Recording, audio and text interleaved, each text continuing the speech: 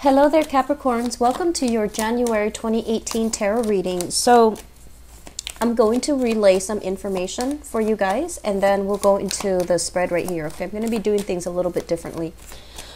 First of all, it is the beginning of a new year, and this year, for the next 2.5 years to 3 years, is going to signify a major planetary transit for you guys. And the taskmaster, basically the planet of karma, the planet of discipline and responsibility, is going to be in your sign for the next 2.5 to 3 years. And what it does is that it forces you to kind of like go through an initiation process where you're going to become an adult, okay? You're going to have to leave behind childhood naivety, childhood bewilderment. You're going to have to leave that behind. You're going to have to look at the world through a more serious lens, and you're going to have to tackle real life responsibility in a manner that you're not used to, okay?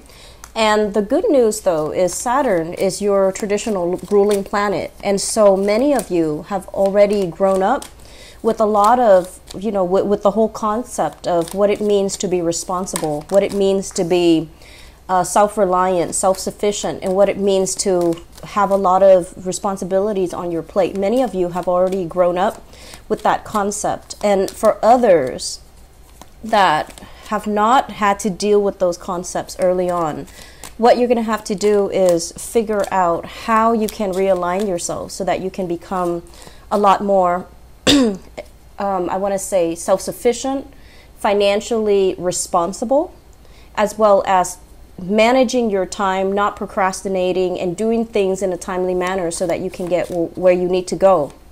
And so the theme for 2018, it's almost like hitting the ground running. It's almost like we can't really be self-indulgent anymore. And a lot of the times too, you know where your shortcomings are. Many of you do. You have, you know, good insights. It's not like you're fumbling around trying to find yourself. Many Capricornian people are born with this innate sense of like self-knowing. You know what your weaknesses are. You know what your strengths are. And a lot of the times you're a little bit too stubborn to fix your weaknesses and to strengthen your assets, okay? So I feel like you already know what you need to work on, but getting yourself to that point where you address these problems and where you tell yourself, okay, these are the areas that I need to work on. It's a big leap. And so the next 3 years will force you to get to that point, okay? And I don't feel like it's going to be, you know, overly, a lot of people think that, you know, the Saturn transit is going to be very dramatic. And I don't feel that it's going to be dramatic for you guys because it is your ruler. You're already born with, you know, having full knowledge and experience. It's weight upon you, and so it's not going to be like catastrophic or, you know, life-changing. It's just going to force you to do things that you already know you need to do, but you haven't found the right system or the right structure to do it yet. And so it's still a growth process where you're learning more about, you know, not so much about yourself, but you're learning more about what works for you, what processes, what methods, what technique works for you, and how to best, you know, operate from that, okay? So I feel like that's the major theme that we're going to be dealing with the first 6 months. And then I feel like the second half of this year, we're going to talk a little bit more about, you know, energetically where you need to go and what are some of the changes that needs to happen.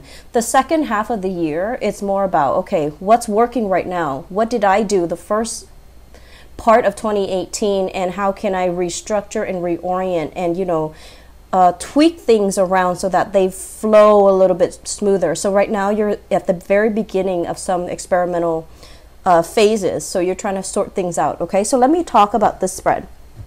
These are basically prediction cards, and this is going to be your spiritual advice, okay? So I've done this spread before, and I like the way that, you know, it just makes it a little bit easier for me. So I'm reverting back to this spread for the beginning of the year because I think it might be helpful for you guys. And I also using this deck again. So first of all, What we have here, Prince of Cups, this is a water sign. So this is a Pisces, a Cancer, or a Scorpio, somebody that you are dealing with heavily. It could be male or female because the cards are not gender specific.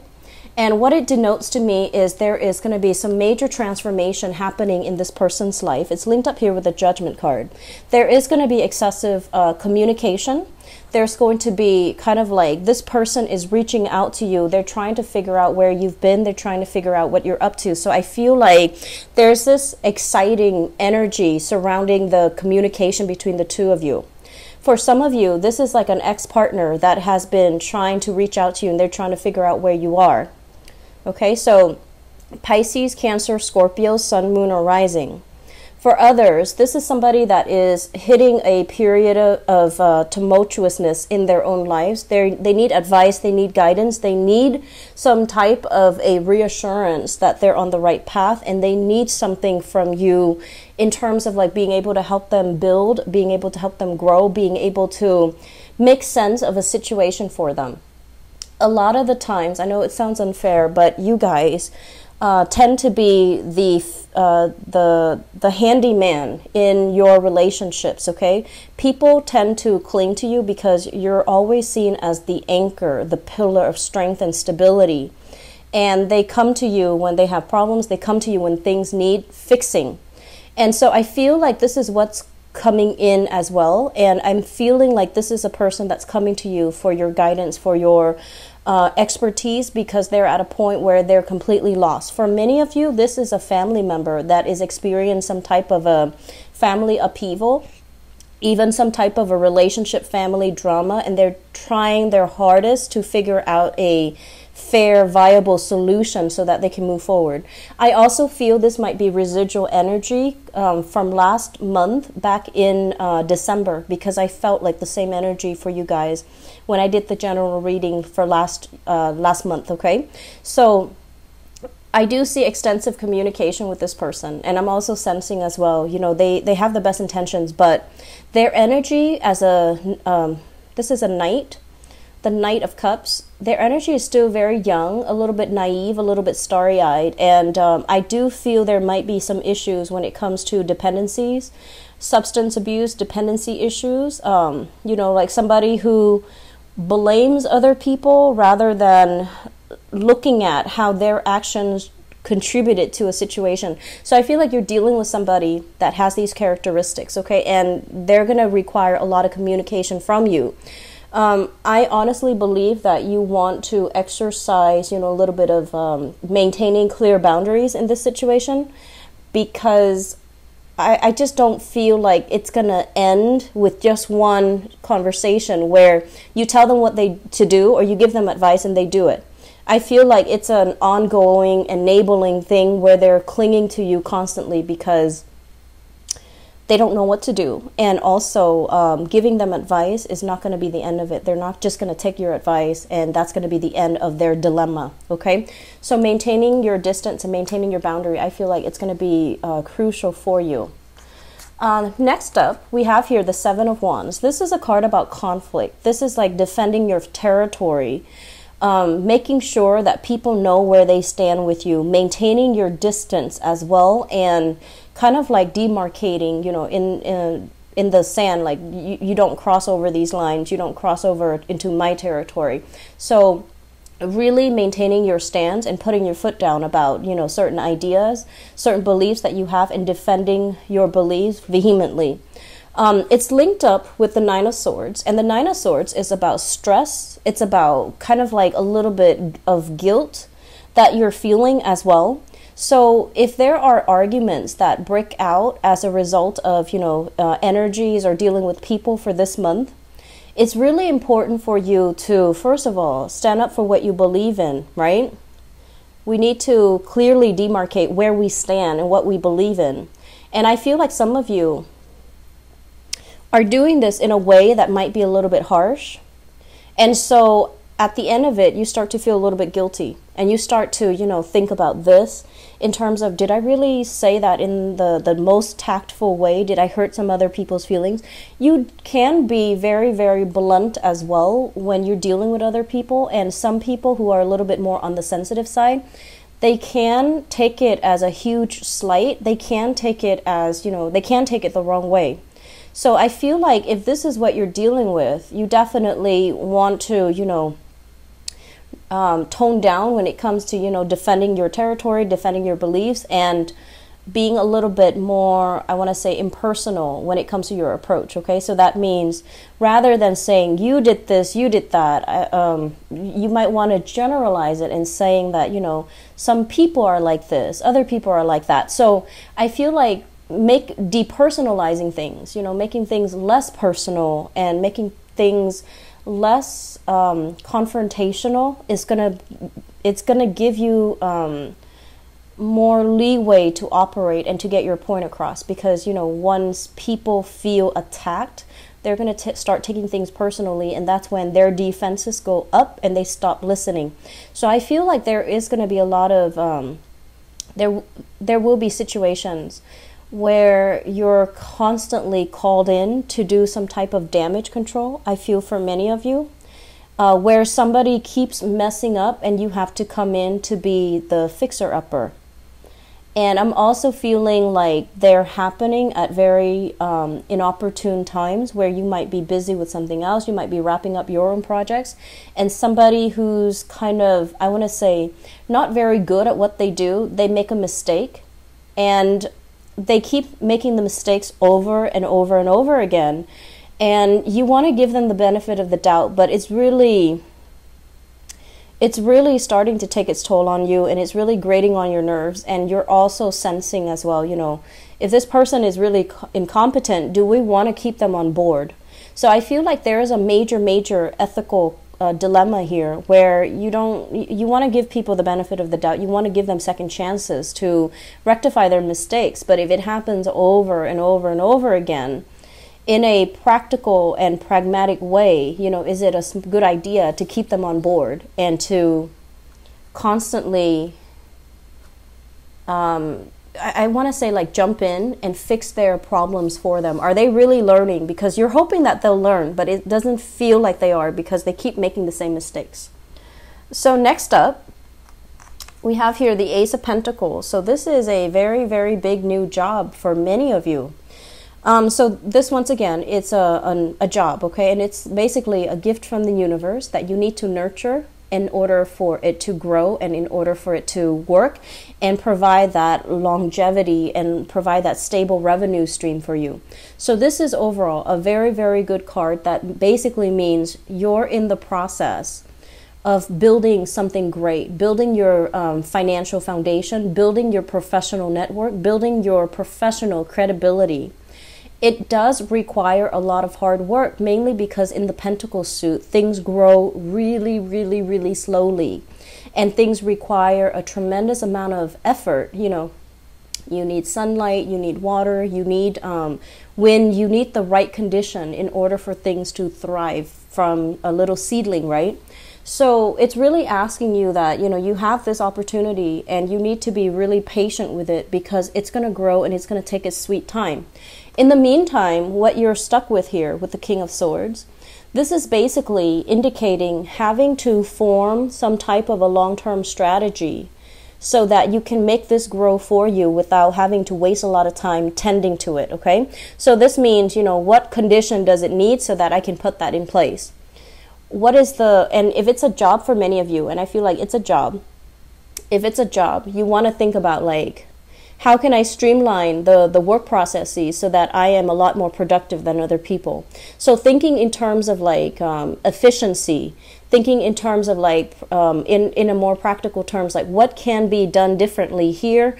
What can I innovate? What can I streamline in this work environment so that I can stand out from my peers? So I feel like you have a lot of strategizing to do. You have a lot of reorienting your priorities, shifting your priorities as well, and tackling multiple problems. So I feel like many of you who are working right now, employed, you're in a very innovative environment. There might be a lot of technology that you're relying on, technology in terms of, like, having to communicate with people from afar, having to communicate through teleconferencing, Skype conferencing, some type of a long distance communication. You are also this King of Swords usually deals with like somebody who's a consultant or somebody who's an expert in their field. So I feel like there will be an increase when it comes to your client base, when it comes to consultation fees, reworking your schedule, or, you know, raising your rates, raising your price, or even demanding, you know, some type of a bonus, or like a sign-in bonus or a commission, or just a bonus for yourself because you're in a field that where you're like an expert and you're highly sought after. I'm also sensing as well, you have here an air sign, so Aquarius, Gemini, or Libra in your work environment. And this person, if you can look at this person, I want to say, like, you know, there's more than meet the eyes, okay? So I feel like at first glance, they're a little bit like kind of abrasive, difficult to connect with. And they have a little bit of a challenging stance about them, okay? You're going to say something and they're going to ask you why.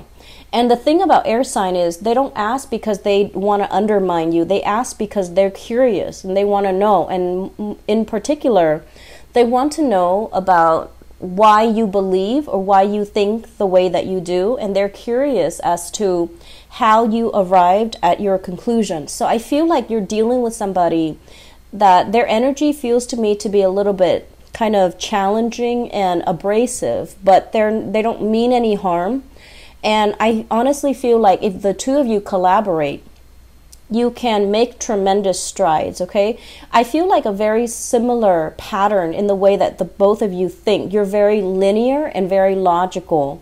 And I feel like if the two of you get together, you definitely can come up with some great ideas. If it's a partnership, it can work out tremendously well for you. So I feel that this is somebody that can really challenge you to become, you know, more. This is also somebody that you can greatly bounce ideas off of. They have a little bit of a challenging demeanor, but I feel like deep down, they're very solid, very reliable, and incredibly, incredibly intelligent, okay? So I feel like there's a lot of admiration between the two of you, even though you might not have a close buddy-buddy relationship, but there's still like admiration for each other's intelligence, for each other's work ethics, and each other's, I want to say intelligence. So it looks very, very good, okay? The last thing coming through, we have here the Alchemist. So this is the Magician and the Queen of Wands. So let me talk about this. The Magician, this is a card about a student, somebody who is learning how to incorporate all of their skills. So I feel like many of you might be going back to school. You might be going through some type of a training program. You might have to do some type of on-the-job training as well with this Ace of Pentacles. So it signifies to me having to learn something that is brand new and having to kind of put your thinking cap on and think and behave like this King of Swords, where you're emotionless and you're going to have to solve problems using pure logic-based systems, okay? So many of you are probably on a training course, learning new things in your work environment, perusing through training manuals, protocols, procedures, trying to figure out what's the best solution, trying to figure out what's the previous, you know, what's the previous situation that require this same, it's like, when was the last time this problem happened, and how did the person in charge solve the problem? So I feel like you're looking at previous decisions to make sure that, you know, you're in alignment with what you need to do now. So for those of you who are students, we have here the Queen of Wands. This is you having kind of like a very large following in your training group or in your school or in your class. So I feel like you're going to be quite popular. You're going to be quite sought after, and you're going to as well be able to demonstrate a lot of how to like apply, you know, theory to practice. You're also going to be a little bit in the limelight, where you're going to have to figure out, how do I work with this solution given all the information that I know? So I feel like you and this Queen of Wands, this is a fire sign, Sagittarius, Aries, or Leo, possibly in a training environment, or possibly somebody who's training you or who's overseeing the work that you're doing, or who's monitoring your training progress or your progress in general. And this is a really intelligent person, and they can help you get places, or they can help you greatly with enhancing your knowledge, okay? So I feel as if the interaction between you and this person, it's very, very strong, but you yourself are very, very independent. So I feel like there is a little bit of an ego clash here. They might want to micromanage a little bit. They might want you to open up a little bit more about what you're struggling with or what you're doing, whereas you want to be left alone. So I feel like if this is somebody that's directly over you, like a supervisor or a boss or something like that, you want a little bit more space, and they're kind of micromanaging, and they're kind of hovering over you, or like looking over your shoulders. They don't mean any harm, but I feel like they're a big distraction. They're looking for more fun and stimulation and excitement, while you're looking to learn things, you're looking to be immersed in your craft, and you don't really have time to entertain their whims, okay? So I'm also sensing as well, there might be a little bit of attraction. It seems to me like it's one-sided. Attraction in the work front or in the academic front, okay? So it seems to me like there's attraction, they like you, but there's something here about you being occupied or having your thoughts elsewhere, okay? So the last three cards here will serve as your spiritual advice, and they're read together. We have here the Tower, the Ace of Swords, and the Temperance card. Let me talk about this first, because this screams out to me time management. The Temperance card, this is a Sagittarian energy, and with Sagittarian energy, what it does is that it makes us overestimate. Sagittarius are great overestimators, great exaggerators. It makes you overestimate the amount of time that you have. Oh, I'll do that another day. I'll, clean it up on the weekend. I'll have time for that later. And so there is this rampant need for procrastination. And I feel like you need to be really, really aware of what you're doing. And you need to get things kind of like lined up all in a row, so that you can, be more productive with your time, so that you're not living in these delusions that there's going to be more time at a later date or at a later time, okay? What happens is, with the Temperance card, it can also lead to overindulgence, okay? Overindulging in food, wine, the good life, superfluous spending out beyond your means. So for many of you who might have landed a good job, I feel like it's like boosting you up on the socio-economic ladder. So that means right now you have a good job and you're just like, oh, I have all this money and I'm going to find ways to use the money. So overindulging in buying things, exceeding your credit card limits and thinking that, oh, I have a good job now, I can get whatever I want and the job is going to be stable. You want to be very careful about that, because what it's going to lead to is this Tower situation where everything has been built on false premises. Everything has been built on a very unstable, corroding foundation, where you might have also told yourself, these things will be okay, there's another day, there's always more time, I can always fix it, I can always go back to it. And it proves to be problematic down the line. So the advice here is, the Ace of Swords, which is about truth. It's about cutting out excess. It's about streamlining and thinning out areas of your life that have not been serving you. So a lot of the times, this can also indicate getting yourself a lot more disciplined, losing weight, decluttering your environment, figuring out what you don't need anymore, having a very minimalist space so that you can concentrate, okay? Because I feel like this is the month where you have a lot of things coming in. There is opposition in the work environment. There's learning.